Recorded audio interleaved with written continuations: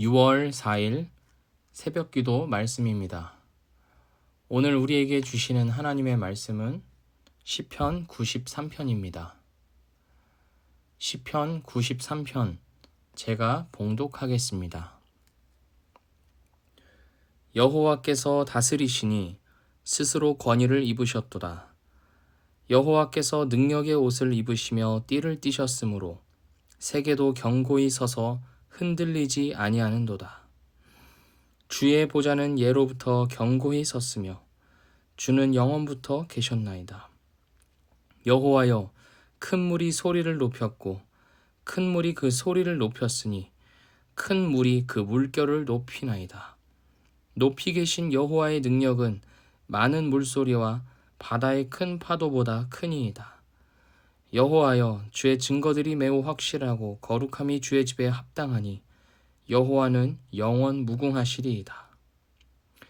아멘. 바다를 가본 적 있으십니까? 여기서 1시간 정도 운전하면 서해 바다를 볼 수 있습니다만 갯벌이 있는 서해 바다 말고 파도가 철썩이고 물이 넘실대는 바다를 보신 적이 있으십니까? 아마도 다들 한 번쯤은 있으실 것입니다. 제가 포항에서 대학교를 다녔을 때 이런 바다를 많이 보았습니다. 동해바다죠. 마음이 답답해서 소리라도 지르고 싶을 때는 늘 집 앞에 있었던 바다를 찾았습니다. 쌓여있는 방파제 위에 올라가서 아무 생각 없이 바다를 보곤 했습니다. 이 바다가 평소에는요 잔잔하게 출렁이는데 때때로 날씨가 안 좋을 때는요 굉장히 무섭습니다. 저는 파도가 바람을 타고 육지를 삼킬 듯이 입을 벌리고 다가오는 그런 광경을 보곤 했습니다. 그럴 때면 무서워가지고 방파제 뒤로 물러서지 않을 수가 없었습니다. 거기 그대로 있다가는 파도에 휩쓸려 버릴 것 같았기 때문입니다. 이 파도 소리가 굉장합니다. 쿵, 파 하면서 굉장히 한편으로는 시원하면서도 또 한편으로는 기괴하면서 굉장히 공포스럽습니다. 오늘 시편 93편에서 시인은 이렇게 바다를 보고 있습니다. 그것이 지중해였는지 아니면 갈릴리 호숫가였는지는 알 수 없지만 어쨌든 시인은 큰 파도가 일어나고 있는 바다를 보고 있습니다. 그리고 그 웅장한 바다를 통해 하나님을 묵상하고 있습니다. 3절입니다. 여호와여, 큰 물이 소리를 높였고 큰 물이 그 소리를 높였으니 큰 물이 그 물결을 높이나이다. 그 바다를 통해서 시인은 하나님의 권능과 위엄을 생각하고 있습니다. 세상 모든 것을 집어삼킬 것 같은 거대한 파도를 보면서 하나님은 이 바다와 파도마저도 다스리시는 세상의 주인이심을 고백하고 있습니다. 1절입니다. 여호와께서 다스리시니 스스로 권위를 입으셨도다. 이 파도가 철썩이며 자신의 위세를 떨치고 있는 것조차도 하나님의 권위 아래 있고 하나님의 다스림을 받고 있음을 보고 있는 것입니다. 그렇습니다. 세상에 어떤 권위이든 간에 그 권위는요 모두 하나님으로부터 부여받은 것입니다. 바다가 그렇고 파도가 그렇고 산과 하늘이 그렇습니다. 인간의 권력도 마찬가지입니다. 국가의 권위는 국민으로부터 온다라는 말도 있지만 물론 그것 맞는 말이지만 결국에는 국민으로부터 오는 것이 아니라 하나님께서 자신의 권력과 권위를 인간 지도자들에게 위임해 주신 것입니다. 모든 권위와 모든 권력은 하나님으로부터 온 것입니다. 그렇다면 하나님의 권위와 하나님의 권력은 어디서 왔을까요? 누가 하나님에게 권위를 부여해 주었을까요? 오늘 1절 말씀은 이렇게 말하고 있습니다. 여호와께서 스스로 권위를 입으셨도다. 하나님의 권위는 누가 준 것이 아닙니다. 하나님의 권위는 하나님 자신에게서 온 것입니다. 모세가 하나님께 이렇게 물었습니다. 제가 백성에게 가서 이스라엘 백성들에게 가서 하나님에 대해서 이야기할 때 하나님을 뭐라고 소개해야 할까요? 모세가 이렇게 물으니까 하나님께서 이렇게 말씀하셨습니다. I am who I am. 나는 스스로 있는 자다. 나는 나 자신이다. 하나님을 설명하는 데 있어서 이보다 더 정확한 표현은 없는 겁니다. 하나님은 하나님이다. 하나님은 하나님 그 자신이다.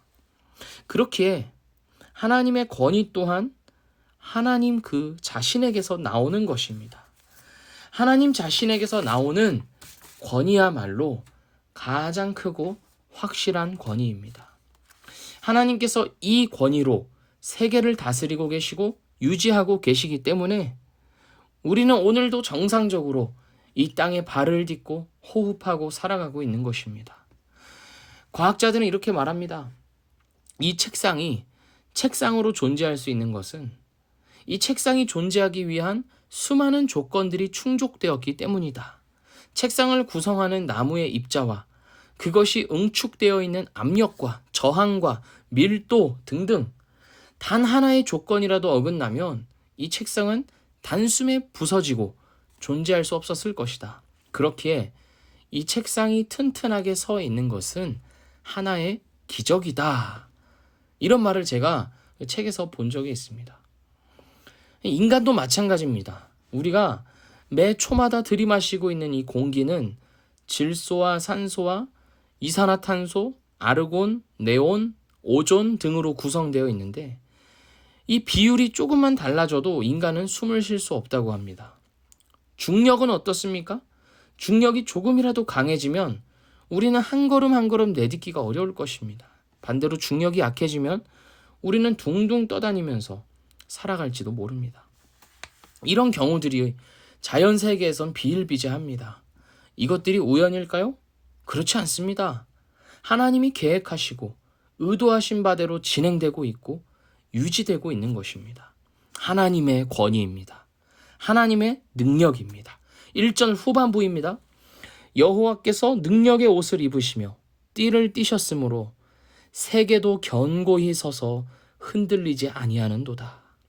하나님이 하나님 되시기에 이 세계가 흔들리지 않고 안정적으로 유지되고 있습니다. 2절 말씀처럼 주님의 보좌가 견고히 서 있기 때문입니다. 주님께서 어느 순간에 짠 하고 다스리시기 시작한 것이 아니라 영원 전부터 우리가 가늠조차 할 수 없는 영원의 차원에서부터 존재하셨고 다스리셨습니다.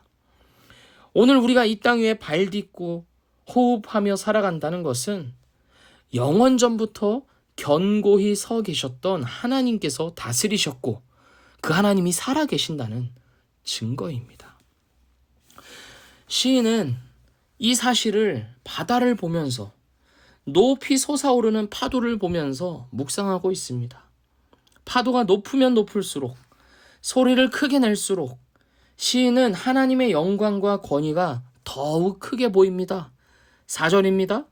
높이 계신 여호와의 능력은 많은 물소리와 바다의 큰 파도보다 크니이다. 이 4절에서 한글 성경에서는 빠진 단어가 있는데 천둥소리라는 단어가 빠졌습니다. 여호와, 그러니까 무슨 말이냐면 여호와의 능력은 많은 물의 천둥소리보다 더 크다는 것입니다. 그러니까 천둥이 치는 것처럼 그 엄청난 물보다 더 여호와께서 크다는 것입니다. 그 어느 것에 하나님의 권위와 능력을 비할 수 있겠느냐마는 시인은 자기가 본 최대의 광경을, 기가 막힌 그 광경을 하나님에 빗대고 있습니다.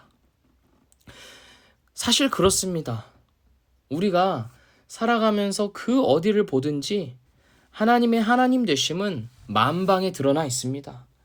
요즘 길가에 5월의 장미라고 하죠. 이제 6월이 되긴 했지만 장미가 많이 피었습니다.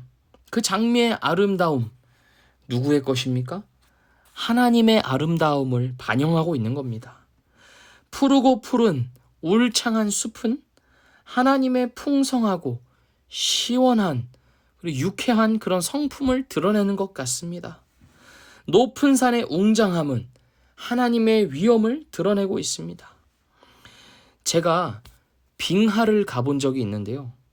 그 빙하 바닥에 보면 수정같이 맑고 깨끗한 물이 흐르고 있습니다.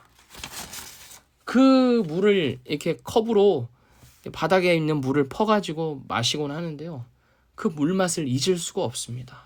너무나 그 깨끗하고 너무나 그 순결한 물이라는 게 단숨에 느껴졌습니다.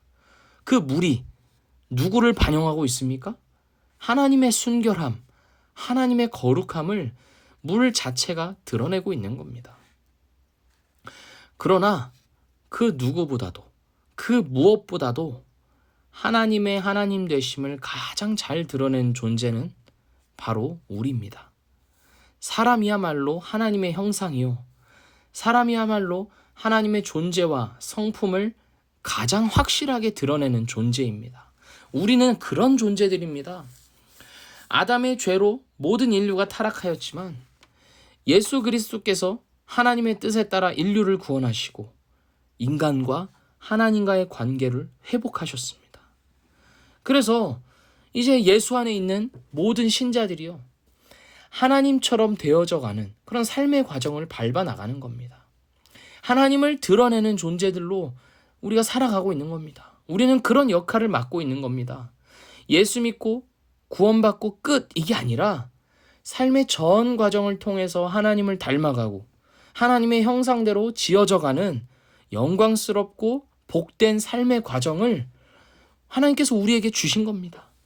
우리의 오늘은 그런 이유로 우리에게 주어졌습니다. 우리의 오늘은 거기에 의미가 있는 겁니다.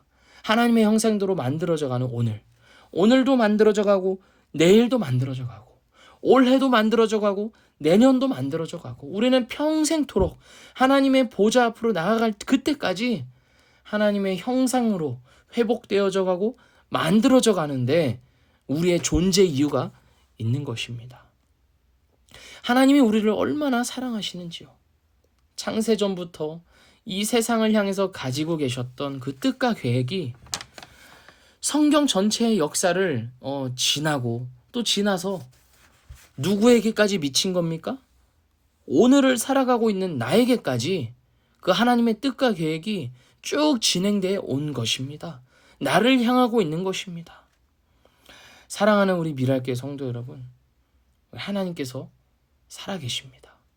우리가 이 세상 어디를 봐도 하나님은 그것들을 통해서 하나님 자신을 나타내고 계시고 반영하고 계십니다. 우리 오늘 하루를 살아가면서 이 하나님을 발견해 봅시다. 이것에도 하나님이 계시고 저것에도 하나님이 계시고 이 사람 가운데도 하나님이 계시고 그 하나님을 우리가 더욱더 민감하게 발견하며 또 그것으로 인해서 기뻐하며 살아가는 오늘이 되기를 주님의 이름으로 축복합니다.